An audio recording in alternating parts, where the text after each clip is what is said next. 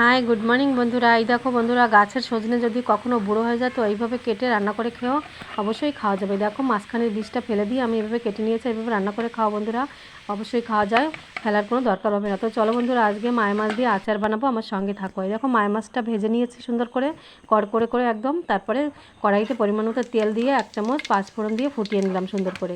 তারপরে দিয়ে দেবো 2-4টে শুকনো লঙ্কা। তো শুকনো লঙ্কাটা ভাজা হয়ে গেল, তারপরে ওই ভাজা মাছটা আমি ঢেলে দিলাম।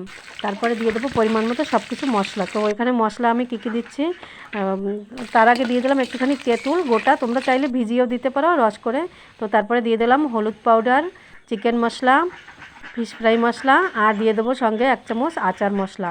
তারপরে লঙ্কা পাউডার দিয়ে কিছু কাঁচা লঙ্কাও দিয়ে দিলাম। তারপরে পরিমাণ মতো নুন দিয়ে সুন্দর করে নেড়ে চেড়ে নেব, একদম ভালো করে মশলাটাকে ভেজে নেব। তারপরে দিয়ে দিলাম লাস্টে আমি 1 চামচ সোম পাউডার। এই দেখো একদম রেডি আমার আচার নামিয়ে রেখেছি। তো ঠান্ডা হওয়ার পরে আমি অল্প কিছু পরিমাণ ভিনিগার দিয়ে দেবো। তোমরা চাইলে এখানে কাঁচা লঙ্কার ভাগটাও বাড়িয়েও দিতে পারো, আর আমি অল্প একটু আচার বানিয়েছি, এখানে তোমরা মাছের পরিমাণটা বাড়িয়ে দিতে পারো।